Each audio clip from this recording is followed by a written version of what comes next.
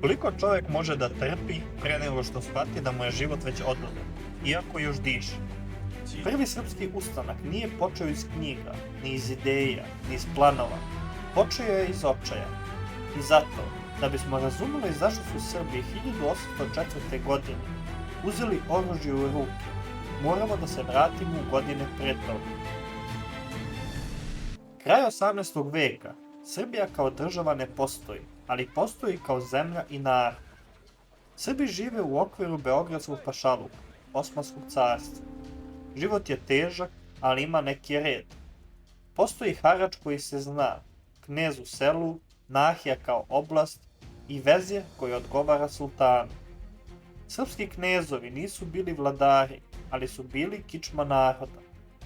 Oni su prikupljali porez, štitili selo koliko su mogli, pregovarali sa Turcima, sprečavali sukobe. Narod ih je slušao jer su bili njegovi. I upravo zato će prvi udar pasti na njih. Godine 1801. dešava se prelom. U Beogradskom pašaluku vlast preuzimaju dahije. To nisu obični turski upravnici. To su odmetnuti janječari, vojnici bez discipline. Ljudi koji su navikli da vladaju silom. 4 imena ostaju upamćena. Aganlija, Kučuk Alija, Mula Jusuf i Mehmet Aga Fočić. Prva stvar koju rade nije podizanje poreza. Prva stvar koju rade jeste ubistvo. Ubijaju zakonitog vezira Hadži Mustafa Pašu, čovjeka koji je bio posljednji štit reda. Tog trenutka Srbija ostaje bez ikakve zaštite. Od tog trenutka svakodnevnica postaje strah. Harač se naplaćuje kada dahija poželi. Nekad 2 puta, nekad 3 puta godišnje. Ko nema novca, bije se. Ko se buni, veša se na raskrsnici da svi vidi. Ljudima se oduzima stoka, pale kuće, uzimaju žene. Niko ne zna da li će se vratiti sa puta. Niko ne zna da li će ga neko optužiti samo zato što se nekome nije dopao. I što je najgore, nema kome da se žališ. Sultan je daleko, zakona nema, sila je jedina mera. I sada dolazi nešto što je teško razumeti iz današnje perspektive. Srbi ne dižu ustanak odmah, ne zato što su kukavice, već zato što znaju šta znači ustanak.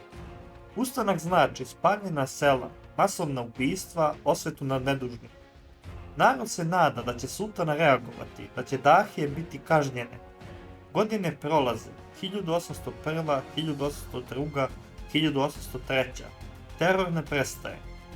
Početkom 1804. godine dahije osjećaju da im se tlo izmiče pod nogama. Znaju jedno, ako narod ima vođe, može se organizovati. I zato donose odluku koja će sve zapaliti. Odlučuju da pobiju srpske knezove po nahijama. Među ubijenima su Aleksa Nenadović, knez Valjevske nahije, jedan od najuglednijih ljudi. Ilija Birčanin, čovjek koga je narod poštovao i slušao. I još desetine viđenih ljudi po cijeloj Srbiji. Ubijaju ih na prevaru, bez suđenja, često noću. Knezovi su bili poslednja brana između naroda i potpunog haosa. Kada su oni pali, nešto su narodu prelomilo. Posle seče knezova, ljudi shvataju jednu stvar. Ako su mogli oni, možemo biti i mi. Više nema nade, čekanja, iluzije. Ostaje samo izbor. Ili ćemo umrti kao stoka, ili ćemo poginuti sa oružjem u rukama. Tu počinje ustanak još pre Orašca, u mislima, u pogledima, u tišini.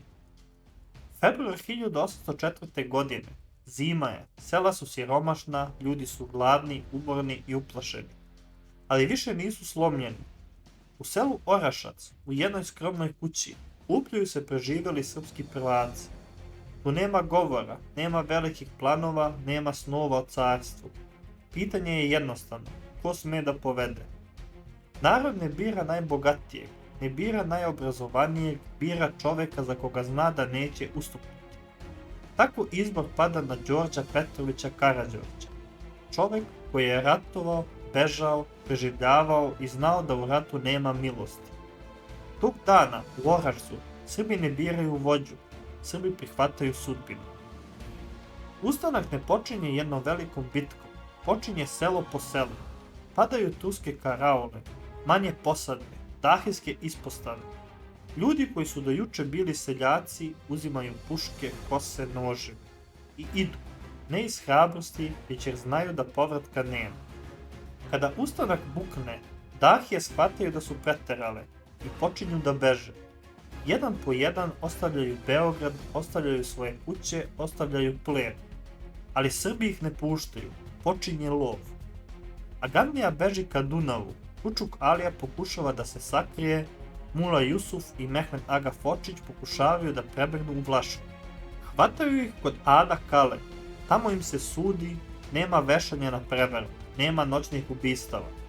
Dahije umiru onako kako su vladale, od ruke naroda.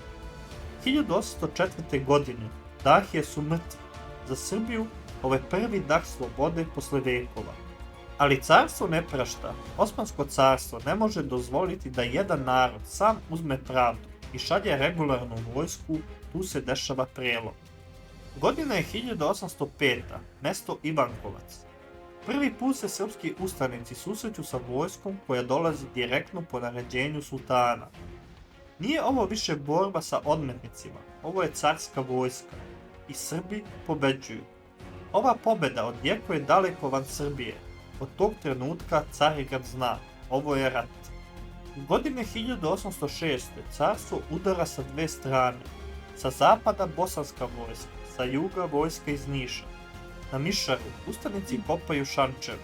Seljaci stoje u zemlji sa puškom u ruci i ne beže.